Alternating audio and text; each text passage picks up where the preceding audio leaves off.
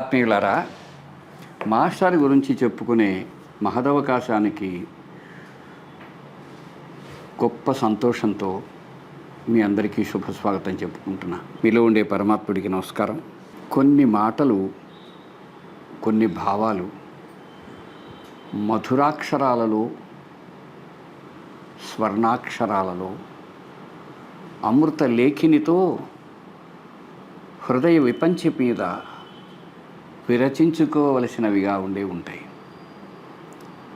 అటువంటి ఒక శుభ సందర్భం ఏమిటంటే, పరమ పూజ్యులైన భరద్వాజ మాస్టర్ గారిని మన జీవితంలో మొట్టమొదట ఆయన గురించి తెలుసుకున్న తర్వాత ఆయన మనకు దగ్గరలోనే ఉన్నారని తెలియటం, ఆయన మనం చేరిన కాలేజీలోనే అధ్యాపకులుగా ఉండటం, ఎన్నో జన్మల భాగ్యవశాన వారితో గొప్ప సన్నిహిత ఆత్మీయ సంబంధం ఏర్పడటం, అది జీవితానికి సువర్ణాక్షరాలలో ఎప్పటికీ చెక్కి ఉంచుకోదగిన మహత్తరమైన పరిణామం. ఇంతకీ భరద్వాజ మాస్టర్ గారిలో విశేషం ఏమిటి? ఈ భూమి మీద ఎందరో మనుషులు, మహానుభావులు, ఎన్నో రకాల వారు ఇంతకుముందు జన్మకొచ్చారు, ఇప్పుడున్నారు, ఎప్పటికీ ఉంటారు కదా. అంటే మన కోణంలో చూస్తే మనలో ఏదైనా మంచి ఉంటుందా అని చెందుతుంది. ఒకవేళ ఏదైనా లోపాలు ఉంటాయి, మన సంస్కారాలకు చెందుతాయి. ఇది ఒక విన్నపం. అంతేకాకుండా మనిషికి పశువుకి తేడా ఏంటి అని అడిగితే పెద్దలు ఏమన్నారు? జ్ఞానం నరాణం అధికో విశేష. ఒకవేళ జ్ఞానం ఉండి దాన్ని ఉపయోగించుకోకపోతే జ్ఞానేన హీన పశుభి సమాన అన్నారు. అట్లా కాదు, ఒక సచేతనమైన జ్ఞానవంతుడైన మానవుడు క్రమ పరిణామంతో ఎలా ఉంటాడు, ఆ చూచే అవకాశం పూజ్యులు మాస్టర్ గారి దగ్గర మనకి లభించింది. విశేషం ఏంటంటే, ఆయన చూడటానికి అతి సామాన్యంగా, శుద్ధంగా ఉంటారు. ఆయన మొదట్లో మనం చూసినప్పుడు అద్భుతమైన జ్ఞానాన్ని చిప్పిల్లే కళ్ళు, ప్రేమ స్ఫోరకమైన ముఖం, ఎవరినైనా మనం ఒకటే దగ్గరగా వెళ్ళి ఆయనతో ఆత్మీయంగా మెలగడానికి ఆయన సాన్నిధ్యం అవకాశం ఇస్తుంది. అంతేకాదు, సహృదయత ఉంటుంది ఆయనలో. మనం ఆయన దగ్గరికి వెళితే ముందు మనం ఏం మాట్లాడతామో దానిలోంచి ఆయన ఏమి చేయగలడో, ఎక్కడ సాయం చేయగలడో అక్కడ మన కోణంలో ఆలోచించి మాట్లాడతారు ఆయన. ఇలాంటివన్నీ మనకు ఆయన దగ్గర లభించిన వరాలు. సరే, మరి ఏం చేస్తారు? పని పని పని పని. ఎప్పుడో ఉదయం వేకువన లేచింది మొదలు రాత్రి విశ్రమించేంత వరకు నిరంతరం కర్తవ్యనిష్ఠుడు, కార్యశీలుడు అయిన మనిషి. హడావిడి ఏమి ఉండదు, పనిచేస్తూ ఉంటాడు. ఆయన ఎక్కువసార్లు ఇష్టపడేది ఏమిటి? తాను తెలుసుకోవటం, తెలుసుకుంది పంచుకోవటం. అందుకు ఎంతో శ్రమ పడతారు ఆయన. మామూలుగా చూస్తే అతి సాధారణంగా ఉంటారు. ఆయనలో విశేషం ఏమిటి? ప్రేమ. కొద్దిసేపు ఆయన దగ్గర మెలిగా ఉంటే మరచిపోలేని ప్రేమ. ప్రేమ అంటే ఏమిటి? నీలోంచి నీవు ఎలా ఆలోచిస్తే, ఎలా భావిస్తే, మన చేయి పట్టుకుని తల్లి, తండ్రి, ఇతరులు, మన ఆత్మీయులు ఎలా మన ముందుకు సాగిస్తారో అట్లా మన భావాన్ని, మనని ముందుకు నడిపించగలడు. ఇలాంటి విశేష విశిష్ట ఉత్తమ గుణాలు ఆయన సొంతం. ఇకపోతే ఏదైనా ఒక సమస్య వచ్చిందనుకో, చాలా స్థిమితంగా ఆలోచిస్తారు ఆయన. అందుకున్న అన్ని అవకాశాలలో ఏది శ్రేష్టమైనదో నిర్ణయిస్తారు. అన్నిటికంటే పరమశ్రేష్టమైనది భగవంతుని స్మరించటం. తర్వాతది అంతులేని మానవ ప్రయత్నం. ఒక పని చేయటానికి ఎన్ని అవకాశాలు ఉన్నాయో వాటన్నిటినీ పరిపూర్ణంగా, సంపూర్ణంగా కృషి చేయడం అనే దాన్ని ప్రోత్సహించే గుణం భరద్వాజ మాస్టర్ గారిది. ఏ పనిలో అయినా సరే.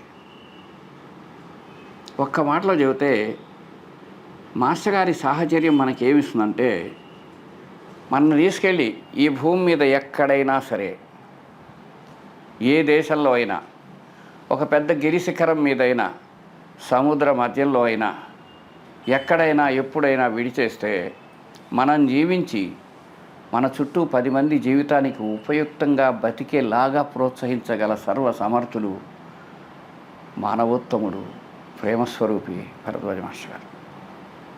నిజానికి ఇప్పటికీ ఆయన గురించి ప్రపంచానికి తెలిసింది చాలా తక్కువ, తెలియవలసింది చాలా ఎక్కువ. కానీ మెల్లగా మాస్టర్తో సుపరిచయం ఉన్న వారందరూ తెరమరుగైపోతున్న కాలం ఇది. కనుక ఒక జాగ్రత్త పడాలి. ఏమిటి? మాస్టర్ తెలిసినవారు, ఆయనతో సన్నిహిత పరిచయం ఉన్నవారు తమకు జ్ఞాపకం ఉండే ప్రతి మధురానుభవాన్ని సాటి వాళ్ళతో పంచుకొని వాటికి ఒక శాశ్వతీకరణను కలిగించడం. లేకపోతే మాస్టర్ గారిలో కొన్ని పార్శ్వాలు ప్రపంచానికి తెలియకుండా పోతాయి, మిగిలిపోతాయి. ఇకపోతే ఆయనలో ఒక అతి సౌమ్యమైన, ఒక అద్భుతమైన విప్లవవేత్త ఉన్నాడు. విప్లవం అనగానే చంపు, పొడువు, కొట్టు, అది ఇది అంటారు కదా, అట్లా కాదు. ఆయన చాలా చాలా సున్నితంగా ఉంటాడు, సుకుమారంగా ఉంటాడు. కానీ ఆయన ఆలోచనల్లో చాలా బలం ఉంటుంది, చెప్పలేని సామర్థ్యం ఉంటుంది. ప్రతి విషయంలో కూడాను ఒక విప్లవోన్నతమైనటువంటి భావజాలం ఉంటుందని. ఒకటి చెబుతాను. నిజంగా మా చిన్నతనంలో దేవుడు ఎక్కడున్నాడు? ఆ న్యూటన్ అట సైన్స్లో ఎక్కడా దేవుడు లేడు అన్నట.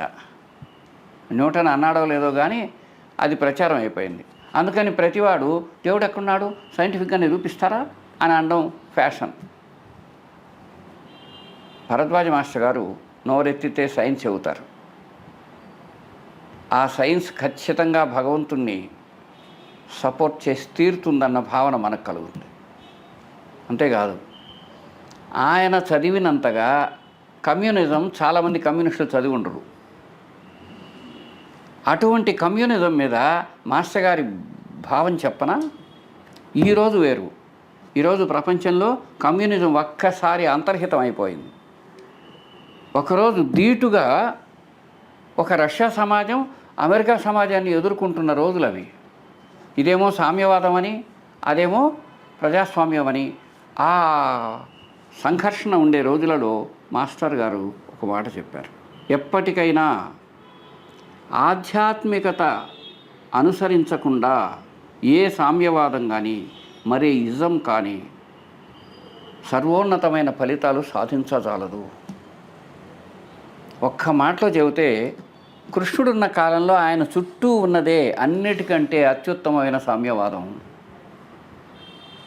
ఇలాంటి భావాలు ఆయనకి చాలా ఉండేవి. ఈ ఆధునిక మానవులు, ముఖ్యంగా యువతి యువకులు మన జాతి చరిత్ర కానీ, మన జాతి పూర్వీకులు మన కోసం ఎన్ని త్యాగాలు చేస్తే ఈనాడు మనం అనుభవిస్తున్న స్వేచ్ఛా స్వాతంత్ర్యాలు వచ్చాయని కానీ తెలియవు. అందుకని ఆయన ఏమనుకునేవారు, మన జాతి మూలాలు, మన రూట్స్, వీటి గురించి ఆధునిక సమాజంలో యువతీ యువకులకు చెప్పడం అవసరమని భావించేవారు. మనకు కూడా ఒక భావన ఉంది. అదేమిటంటే మాస్టర్ గారి బాటలో, మాస్టర్ గారి రీతిలో ఒక భావన ఏంటంటే, మనం తక్కువ కాలంలో టాక్ షో ఒకటి స్టార్ట్ చేస్తాం. ఆ టాక్ షోలో ఎవరైతే పసిబిడ్డలు భారతీయ సమాజం మీద గొప్ప అభిమానంతో చిన్న వయసులోనే బ్రతుకులు చిరిగిపోయాయో అలాంటి వాళ్ళు అనేక మంది గురించి మనం ప్రస్తావించుకోబోతున్నాం. ఈవెన్ వాసుదేవ బల్వంత్ ఫడ్కే మాస్టర్ గారు కూడా రాశారు. ఆయన అక్కల్కోట స్వామిని చూస్తారు, బాలగంగాధర తిలక్ బాబాను చూశారు కదా. ఇట్లా అనేక మంది మహనీయులు, చిన్న బిడ్డలు. ముఖ్యంగా ఈరోజు ఒక గొప్ప విషయం చెప్పుకోవాలి మనమంతా. ఒకప్పుడు భారతదేశంలో ఎక్కడైనా ఎయిర్పోర్ట్స్ కన్నా పేర్లు పెడితే కొందరు పెద్దల పేర్లో, పేరు ప్రఖ్యాతులు గలవాళ్ళ పేర్లో అవి పెట్టేవాళ్ళు. ఇప్పుడు పరిస్థితి ఏమిటో తెలుసా? భగవంతుడి దయ వల్ల విశాఖపట్నంలో భోగాపురంలో వస్తున్న ఒక పెద్ద ఇంటర్నేషనల్ ఎయిర్పోర్ట్కి అల్లూరి సీతారామరాజు ఎయిర్పోర్టుగా పెడుతున్నారు. ఆ విధంగా లోకోత్తరమైనటువంటి మహనీయుల పేర్లు పెట్టడం ఇటీవల జరుగుతోంది.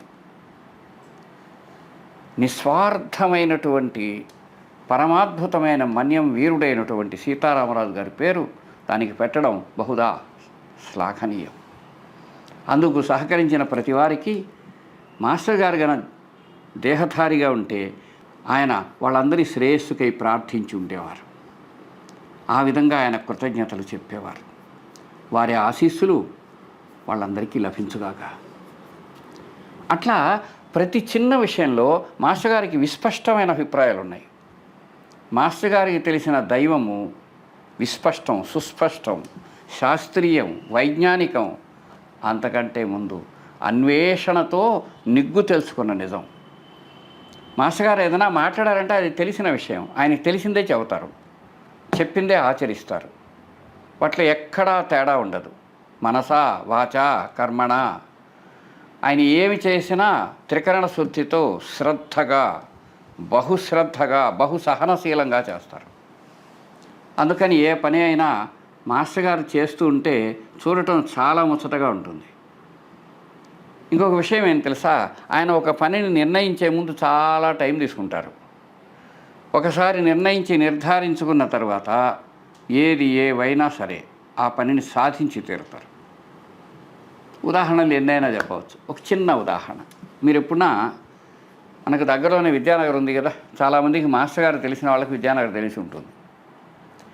నిజంగా మాస్టర్ గారి యొక్క కార్యరంగ క్షేత్రం అంటూ ఏదైనా ఉంటే, తపోస్థలం ప్రధానంగా ఉంటే అది విద్యానగర్.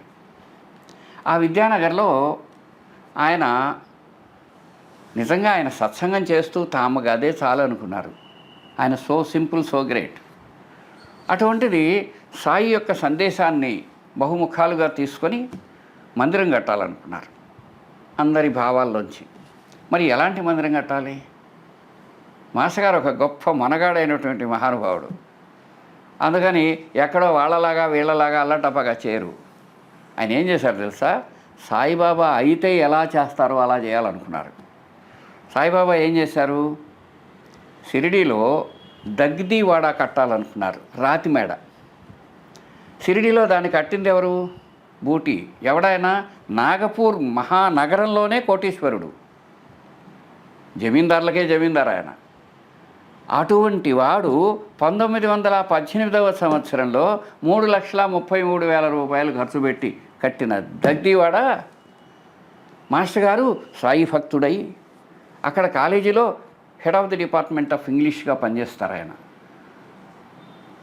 బాబా అనుగ్రహం ఉంటే అది ఎలా అవుతుందో అనే దృష్టితో విద్యానగర్ చుట్టుపక్కల అక్కడెక్కడా కూడా అటువంటి రాళ్ళు దొరకవు. అవి కావాలంటే కాళహస్తి ప్రాంతానికి వెళ్ళాలి. అక్కడికక్కడికి బాగా దూరం. ఏది ఏమైనా బాబాను నమ్ముకొని ఒక పని చేయాలంటే అది అలా అవ్వాలి. నిజంగా అక్కడి నుంచి ఆ రాళ్లను తెచ్చి ఆయన సాన్నిధ్యంలో మాస్టర్ గారి తపోక్షేత్రంలో చాలామంది ఆ రాళ్లను కొట్టేటప్పుడు చేతులు చెక్కుపోతాయట, ఆ ఉలి అవి తగిలి.